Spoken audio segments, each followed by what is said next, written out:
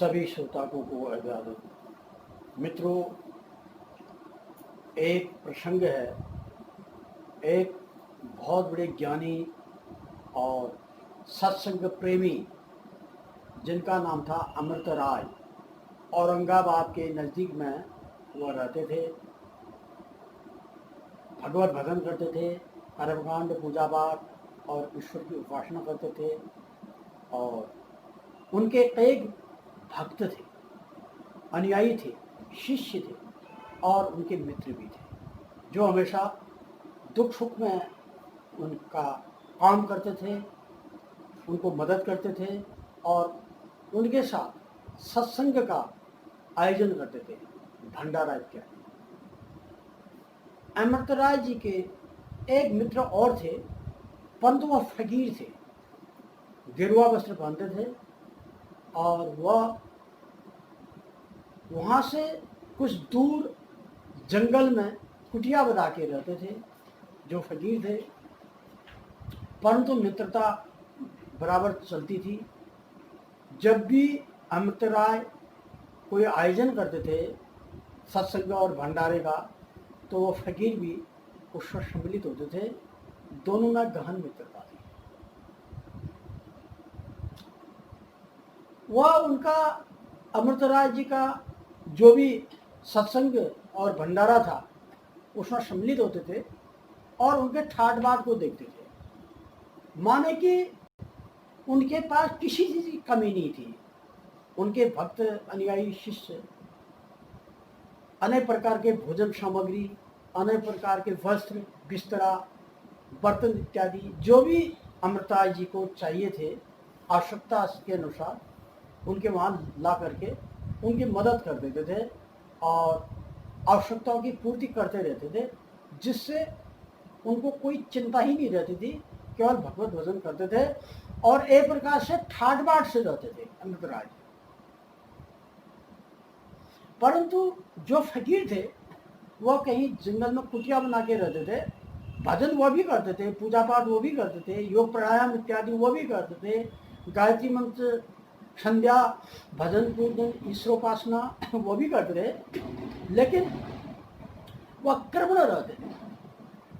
बड़ी मुश्किल से भिक्षावृत्ति में 2 रोटी उनको मिलती थी।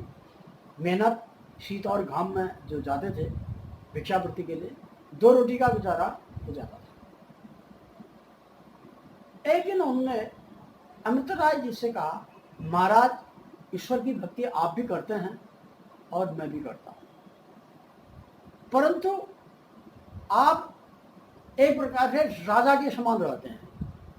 आपके पास कीमती सामान, कीमती भोजन और कीमती वस्त्र सब आपको मिल जाते हैं, और मैं इतनी ईश्वर की उपासना करता हूँ और मुझे बड़ी मुश्किल से 2 रोटी बड़ी मुश्किल से नसीब होती है।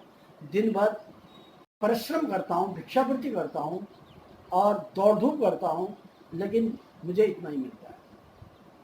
तो अमृतराय जी ने कहा, ये तो देह प्रारब्ध है। माने कि पूर्व जन्म के संस्कार या प्रारब्ध में जो लिखा है वही मनुष्य को मिलना, वही प्रारब्ध है। जो लिखेगा, पूर्व नियोजित जो लिखा होगा वो हमें मिलेगा। जब आपने बैंक में जमा किया होगा पैसा, तो कभी कभी उसको आप निकाल सकते हैं। जब जमा ही नहीं किया, कैसे निकालेंगे? जब आपने खेती की होगी तभी तो आप फसल काटेंगे, जब बोओगे तभी आप काटोगे।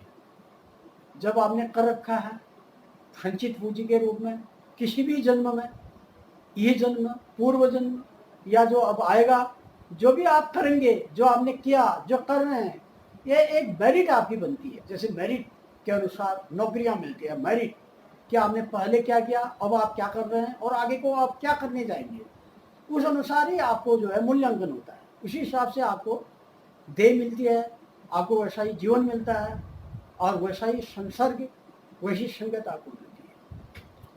तो ये जो है, बिन सत्संग विवेक न होई, राम कृपा बिन सुलभ नहीं। ये सब राम कृपा से होता है। आपने क्या किया है, आप प्रारब्ध आपका क्या है?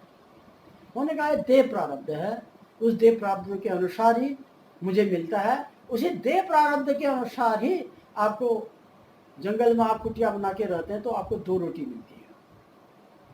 तो फकीर ने कहा क्या प्रारब्ध होता है? मैं तो इस बात को नहीं मान सकता हूँ। प्रारब्ध नहीं होता है, स्थान विशेष का महत्व होता है। आप शहर के नज़दीक में रहते हैं, यहाँ पर ज़्यादा भीड़ है, ज़्यादा जनसंख्या है, आपके जो शिष्य लोग हैं, भक्त लोग हैं, वो संपन्न हैं, पैसे वाले हैं, तो आपको अच्छी अच्छी चीज़ें दे देते हैं, आप ठाट से रहते हैं। और मैं जंगल के नज़दीक रहता हूँ, वहाँ गरीब लोग रहते हैं, किसान लोग रहते हैं, उनके पास कोई कीमती चीज़ ऐसी नहीं है जो मुझे दे सकें। सादे लोग हैं, सादा जीवन होता है, तो इसलिए मैं कृपण रहता हूँ। क्या देव प्रारब्ध कुछ होता है? ऐसा आप विश्वास करते हैं कि ये? मैं तो समझता हूँ कि स्थान विशेष का महत्व है, स्थान विशेष का महत्व ही है। एक आदमी अच्छी जगह पर बैठ जाएगा तो उसका जो है अच्छा ही संसर्ग रहेगा। एक आदमी बहुत ज़्यादा ऐसी जगह पर रहेगा जहाँ पर कोई उसके संसाधन ही नहीं है तो वह पीछे रहेगा।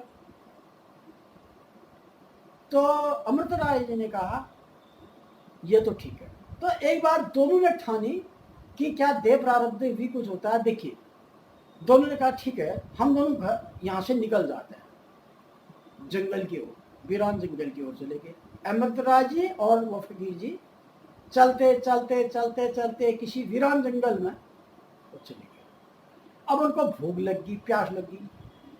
उसके नज़दीक में एक गांव पड़ता था। जो फकीर ने अमृत राय महाराज से कहा कि महाराज ऐसा है कि आप उम्र में मुझसे ज़्यादा हैं, वृद्ध हो गए हैं, ज़्यादा चलना ठीक नहीं है, तो आप इस एक पेड़ के पास पत्तियों का बिछौना बिछा दिया, मतलब घास बैठने के लिए, और पेड़ के नीचे कहा कि आप बैठिए, मैं नज़दीक के बस्ती में या गांव में जो भी सराय है वहाँ जाता हूँ, और चावल हो गया, दाल हो गया, और थोड़ा लकड़ियाँ, ईंधन और कुछ भोजन बनाने का सामान इकट्ठा करके लाता हूँ, माँ के या खरीद के जैसे भी। तो तब तक आप यहाँ आराम करिए, मैं आता हूँ और बर्तन मांग लाता हूँ और भोजन बना के खाएंगे पिएंगे। उसके बाद देखते हैं अगला प्रोग्राम कार्यक्रम आगे बढ़ने का हो या वापस अपने भी स्थान पर जाने का हो। तो ऐसा सोच करके अमृतराज जी ने कहा बिल्कुल ठीक है, जैसी तुम्हारी इच्छा। तो वो उसी पेड़ के नीचे बैठ गए, घास और पत्तियों के ऊपर, और फकीर जो है अपना चले गए चावल और दाल इत्यादि, बर्तन इत्यादि भोजन बनाने के साधन के, भोजन साधन। तो चले, तो जाते जाते जाते जाते वो तो चले गए, उनको देर होगी। इत्तेफाक ऐसा हुआ कि जब अमृत राय जी एक पेड़ के नीचे बैठे थे तो वहाँ का जो नवाब था, वहाँ का सेठ साहूकार और जो संपन्न व्यक्ति था, जिसके पास किसी चीज़ की कमी नहीं थी, और वह अमृत राय जी का भक्त था, शिष्य, अनुयायी, जो उनको गुरु मानता था। तो उसी रास्ते से इत्तेफाक से, भाग्यवशात, वो भी गुजर रहा था अपने कुछ लोगों के साथ। उनके पास कुछ भोजन भी थे, नए नए पकवान, तरह तरह की कीमती और जो भी है काजू बादाम इत्यादि जो भी अच्छे भोजन होते हैं वो रखे थे, और कुछ बिस्तरा था उनके पास, जैसे मखमली बिस्तरा इत्यादि, क्योंकि वो तो नवाब थे, वो कहीं जा रहे थे अपने कार्यक्रम में, कहीं मुकाम में जा रहे थे, प्रवास में, टूर में जिसको होता है। तो उनके पास उनके और भी लोग थे। तो जो ही उनने पेड़ के नीचे अमृत राय जी को देखा तो उनका बड़ा आश्चर्य हुआ। उन्होंने कहा आज आप अपने आश्रम को छोड़ करके इस जंगल में कैसे आ गए, और यहाँ पर आप क्या कर रहे हो? उन्हें नवाब से कहा महाराज ऐसा है कि मैं आज भ्रमण के लिए आ रहा हूँ, मेरे एक मित्र हैं फकीर, वह भोजन प्राप्त करने के लिए किसी गांव में गए हैं चावल इत्यादि के लिए, तो मैं यहाँ बैठ गया, अभी वो आएंगे तो हम भोजन बनाएंगे, और भोजन बनाने के बाद आराम करेंगे, फिर अपने अपने गंतव्य स्थान को हम चलेंगे। तो उन्होंने कहा महाराज ऐसा है, तब तक आप ऐसा करो, ये बिछौने में आप ये घास फूस की पत्तियों में आप कांटों में कहाँ बैठे हो? उन्हें अपना रेशमी मखमली जो गद्दा, तकिया इत्यादि बिस्तरा था वो उनके नीचे बिछा दिया अमृत राय जी के, आराम से उनको बैठा दिया पेड़ के नीचे, और जो भी भोजन उनके पास अपने लिए था खाने के लिए, अच्छा सुस्वादु भोजन, तो उसको जो है अमृत राय जी को खाने के लिए दे दिया, और उनके चरण दबाना शुरू कर दिया, क्योंकि उनका भक्त था, अनुयायी था, शिष्य था, उन पर अगाध उनको प्रेम था, तो उनके चरण दबाना शुरू कर दिया कि वह थके हुए थे और मखमली गद्दे में उनको बिठा दिया और जो भी उनके वहाँ भोजन अच्छा था पौष्टिक खाने के लिए दिया। इतने में वो फकीर भी आ गए अपना कुछ लकड़ियाँ लेकर के, एक आध ये जो भी है बर्तन इत्यादि लेके, थोड़ा चावल और दाल लेकर के, थोड़ा पानी आने की व्यवस्था करके कि हम अब भोजन बनाएंगे। तो फकीर ने देखा तो अमृत राय जी जो है एक ऊंचे शासन पर बैठे हुए मखमली रेशमी गद्दू के बिस्तर पर, और एक कोई व्यक्ति जो है, एक कोई महानुभाव उनके चरण दबा रहा है और उनके सामने जो है पौष्टिक खाना रखा गया है। तो जब फकीर आया तो फकीर को बड़ा आश्चर्य लगा। उन्होंने कहा इस जंगल में यह आदमी और इतना पौष्टिक भोजन और ऐसा बिस्तरा कीमती अमृतराय जी के लिए और तकिया इत्यादि, ये कैसे संभव हुआ, ये किसने भेजा, ये कहाँ से आए? उनको बड़ा आश्चर्य हुआ। तो वह फकीर आया,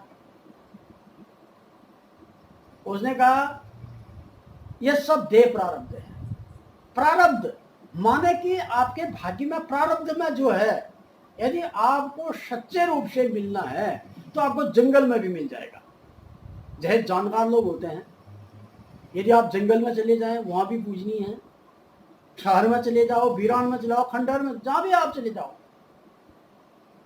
वह कहा गया है कि स्वदेशे पूजते राजा विद्वान सर्वत्र पूज्यते। पूजित भी हो सकता है, पूजना चाहिए भी हो सकता है, पूजा जाता है, पूज्य, पूज्यते भी है, पूजित भी है, पूजित भी हो सकता है। स्वदेशे पूजित राजा भी हो सकता है, पूजते राजा भी हो सकता है, विद्वान सर्वत्र पूजित भी हो सकता है, पूजते भी हो सकता है। पूजा जाना चाहिए, पूजा जाता है। तो राजा तो अपने ही क्षेत्र में, अपने ही देश में, जितने में उसकी सीमा है, परिधि है, जिसका वो स्वामी है, जिसका मालिक है, वहां पूजा लेगा। लेकिन विद्वान जो है सर्वत्र पूजा जाता है।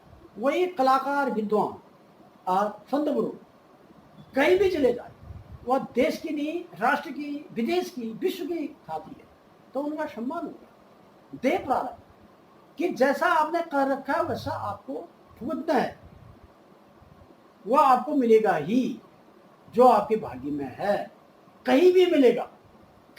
यदि आपके भाग्य में सुख लिखा है मिलेगा, दुख मिलेगा लिखेगा। जो आपके भाग्य में पूर्व नियोजित है उसका भोग आपने ही करना है, क्योंकि दाने दाने में लिखा है खाने वाले का नाम। आपका भोजन आपको मिलेगा, उसको दूसरा नहीं खा सकता है। यदि आपके नसीब में, देह प्रारब्ध में नहीं है भोजन, तो पका हुआ भोजन में भी कोई गंदी अभक्षी चीज पड़ जाएगी और आप उसको त्याग करके चली जाएगी, या तो गिर जाएगा, या आपका ऐसा मन खराब हो जाएगा, या कोई ऐसी अशुभ सूचना आपको मिल जाएगी कि आप भोजन को छोड़ करके करते करते चले जाएंगे। यदि आपके नसीब में नहीं है तो नसीब में जो लिखा है वो आपको मिलेगा। इसलिए प्रारब्ध बहुत चीज ऐसी है, प्रारब्ध का आपको मिलना है, इसलिए सत्कर्म करना है। अच्छी फसल बोओगे तो अच्छा काटोगे, अच्छा करके जाएंगे, आपको किसी भी लोक में मिलेगा। आपने जो कर रखा है इस लोक के अलावा अगले जो लोक में भी आपको वो मिला है संचित पूंजी के रूप में। आप लोगों का भला करिए, एक समय ऐसा आएगा वो बढ़ते बढ़ते उसका मूल्यांकन, वह चीज आपको ही वापस मिलेगी। साइकिल का पहिया घूमता है घूमता है फिर रुक जाता है, यह चक्र है संसार का। तो इसलिए हर व्यक्ति को सत्संग और ज्ञान और विवेक को खोना नहीं चाहिए। यदि हम अच्छे मार्ग में रहेंगे तो हमें स्वयं अच्छा फल प्राप्त होगा। इन्हीं शब्दों के साथ मैं अपनी वाणी को विराम करता हूँ। आप इसको मनन करिए, सुनिए, कैसा लगा ये भी प्रकट करिए। अगले एपिसोड में मैं पुनः आपके दर्शन करूँगा, तब तक के लिए धन्यवाद।